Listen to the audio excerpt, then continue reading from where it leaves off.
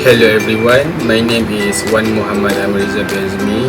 So today our group will present to you about the theory of continental drift versus the theory of plate tectonic.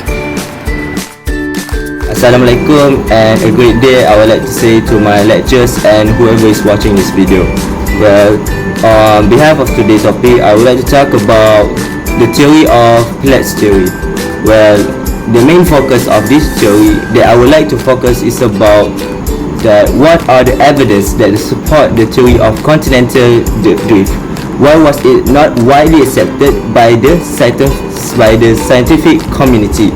Well, the first community continental drift was proposed by Alfred Wegener in the early of 20th century.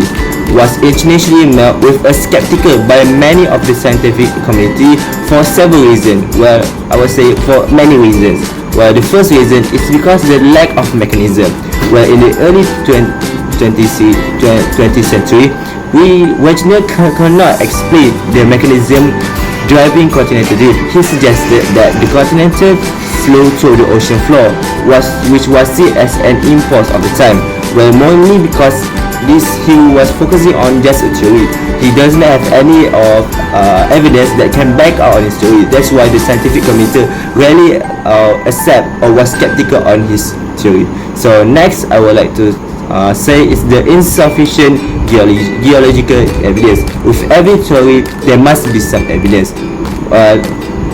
Mainly focusing about the geological evidence.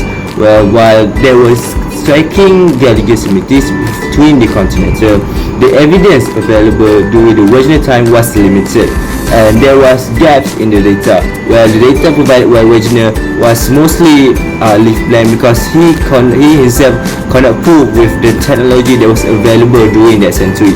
So it is widely logical that many scientific community cannot accept this because it is a disgrace if there is no evidence that can back out on his own theory. So next is the resistance to the new ideas. Well, there were some new ideas that were introduced. Well, the ideal scientific paradigm often resists radical shift, as at the time the prevailing view was the continent were fixed and immovable. Well, there were a lot of theories that backed down on his original theory, where there was proof that the gap in the data and there was view that was the continents were mostly fixed and immovable. Next, the skepticism about the fossil evidence. While there was some theory that backed down his initial theory, Wegener cites that fossil evidence such as matching plant and animal fossil on the continental spread by the ocean to support his theory. However, many scientists question by the validity of this evidence.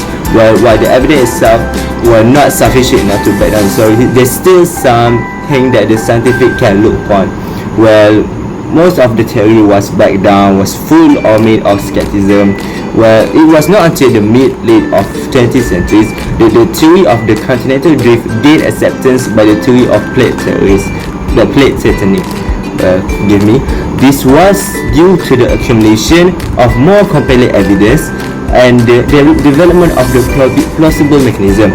Well, they did not actually reject of his theory because they were looking for some evidence that can mainly back up and mainly support his theory. Where the first theory that actually support his theory is the sea floor spreading. The discovery of mid-ocean ridges and mapping of the magnetic stripping of the sea floor provide a strong evidence for sea floors by spreading in a key component of plate tectonic. That was one of the reasons. Well, the second reason is called the plate tectonic itself. Well, the plate tectonic explained in the mechanism behind the continental drift. It was proposed by the Earth. Lithosophy is divided into plates that now move on the semi-fluid atmosphere, causing continental to drift itself. So next is the advance of geological research. Well, we all know that the further we in the century, we have more technology that can back up and can support our scientific research. So there were a lot of modern technology that can help in prove or support this evidence itself. Well, the improved technology for dating and rock analyzing geological information fill in the gaps of the evidence. So the existing technology now, they fill a lot of data that were missing during the early 20s, while the Wozniak first introduced the theory itself. And lastly, the confirmation of fossil evidence. Well, further research confirmed from the evidence that he found itself that the distribution of fossil across the continent support the idea that the continent were once connected. So the fossil that were found and a lot of many continents prove that it was proved and support the theory itself. Well, in a summary, that I would like to say that the initial rejection of the theory of the continental drift was primarily due of the lack of convincing mechanism, was purely convincing mechanism, and they did not rejected it fully because it gained acceptance later on when the plate tectonic provide a comprehensive framework that explain the both of the movement of the continental and the geological process responsible for it. So that's all for my part. I will pass on to the next presenter. Thank you very much and thank you for listening. Assalamualaikum and hi, my name is Muhammad ISKANDAR bin ZULBIRRI. I want to talk about the evidence that support the theory of plate tectonics. The first one is distribution of fossil, identical or similar fossils found in areas separated by vast distance were some of the first clues that scientists used to reconstruct past plate movement. The distribution of fossils led to theories that the southern continents were once joined in a supercontinent called Gondwana. The second one is appearance of younger crustal layers in the ocean. The age of the ocean floor increases with the distance from the mid-ocean ridge. This is consistent with the idea that new oceanic crust is being formed at the ridge and then moving away from it. The third one is earthquake along plate boundaries. There is a large amount of seismic activity along the conjectured plate boundaries. The fourth is volcanic and geothermal activity. There is a large amount of volcanic and geothermal activity along the conjectured plate boundaries. Next is shape of continents. The shapes of continents are such that they would fit well if pushed together. This evidence support the idea that the Earth's outer shell is composed of plates that move and interact with each other, which is the basis of theory of plate tectonics. Thank you. The layer of the Earth that is actively in motion is the lithosphere. This dynamics layer encompasses both the Earth's crust and the uppermost portion of the mantle, and it plays a central role in geological theory known as plate tectonics. Plate tectonics explains how the lithosphere plates are in perpetual state of movement. These tectonic plates are like enormous puzzle pieces that make up the Earth's surface, and they are fixed in a place. Instead, they are float in the semi-fluid layer beneath them, known as the asthenosphere. The motion of these lithosphere plates is far from static, rather it is an ongoing gradual process. While the movement might not be perceptible over human timescale, it is significant geological terms. These tectonic plates can move at rates ranging from a few millimeters to several centimeters per year. The interaction at place boundaries are responsible for a wide array of geological phenomena, including earthquake, volcanic eruptions, the formation of the mountain range, and the shifting of the continents over a vast stretch of geological time. This motion is driven by various forces, including the heat generated from the Earth's interior, convective current in the semi-fluid atmosphere, and the gravitational pulls of the Earth itself. The movement of these lithospheric plates is what has shaped the Earth's surface over millions of years and continue to influence our planet's geological activity today. In essence, it is lithosphere constant motions that underlies the ever-changing nature of our planet's geology. Hi, Assalamualaikum. My name is Muhammad Nur Afimi SHAMSURI, matrix number 2104X6. So today I will present about the type of tectonic plate movement. Tectonic plate movement are primarily categorized into three main types, which is divergent boundaries. At divergent boundaries, tectonic plate move away from each other. The movement can result in the formation of new crust as magma rise from deep within the earth and erupts to form new crust on the lithosphere. Most divergent plate boundaries are underwater and form submarine mountain range called oceanic spreading ridge. Mid-ocean ridge occur along divergent plate boundaries where new ocean floor is created as the Earth's tectonic plates spread apart. As the plates spread, molten rock rise to the seafloor, producing enormous volcanic eruption of basalt. The speed of spreading affects the shape of a ridge. Slower spreading rates result in steep, irregular topography, while faster spreading rates produce much wider profile and more gentle slopes. The second one is convergent boundaries. Convergent boundaries occur when tectonic plates move toward each other.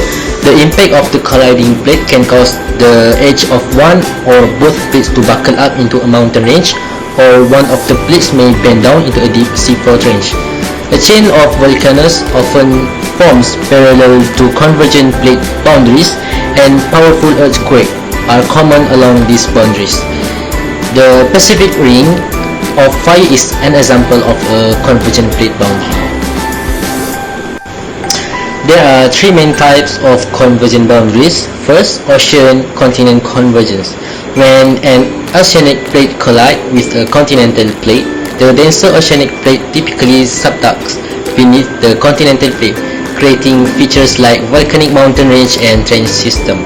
And the second one is ocean-ocean convergence. When two oceanic plates converge, one of them usually subducts beneath the other.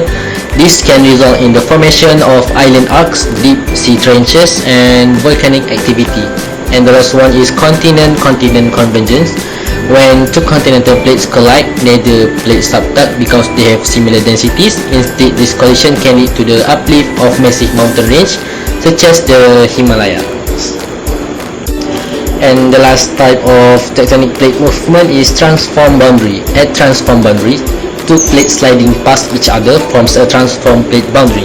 One of the most famous transform plate boundaries occur at the San Andreas Fault Zone, which extend underwater. Natural or human-made structures that cross a transform boundary are offset, split into pieces, and carried in opposite direction. Rock that line the boundary are pulverized as the plate cling along, creating a linear fault valley or undersea canyon. Earthquakes are common along these faults. In contrast to convergent and divergent boundaries, crust is cracked and broken at transform margin, but is not created or destroyed. Alright, in conclusion, the key difference between this plate movement lie in the direction of plate motion and the geological feature they create. Divergent boundaries create new crust and are associated with mid-ocean ridge and reef valley. Convergent boundaries involve plate collision and subduction resulting in trenches, volcanic arcs, and mountain range, while transform boundaries involve lateral sliding and often produce earthquakes. Alright, that's all for me. Hello, good day everyone.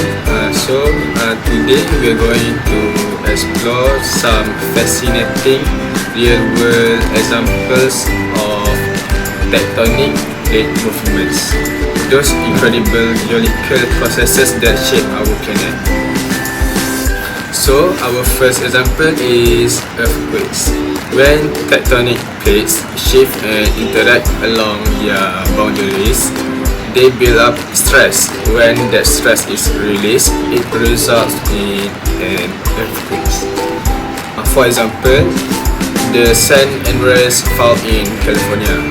There, the Pacific plate and the North American plate are sliding past each other, causing frequent earthquakes. Now, let's talk about volcanic activity. Plate movements can lead to the formation of volcanoes. An iconic example for volcanic activity is Mount St. Helens in Washington. The Pacific plate subducts beneath the North American plate here, leading to volcanic eruptions as we saw in 1980. For another example is mountain building. Moving on to mountain building, when tectonic plates collide, it can result in the uplift and formation of mountain ranges. Next is the Himalayas. One of the most famous example of the tectonic plate movement, formed by the collision between the Indian plate and the Eurasian plate. So the current example of the tectonic plate movement is the East African Rift, where the African plate is splitting into two, possibly leading to a new ocean in millions of years. Finally, the boundaries between tectonic plates themselves are evidence of plate movements. Divergent, convergent, and transform boundaries. These boundaries come in different types, including divergent, that is, plates move apart; convergent, plates move toward each other; and transform, plates slide past each other, each showcasing various forms of plate motion. So there you have it, some real-world examples of the dynamic tectonic plate movements that shape our planet's geology, from earthquakes to mountain ranges and volcanic eruptions. From these processes reminds us of the incredible forces at work beneath our feet. So that's all from us. Thank you for watching.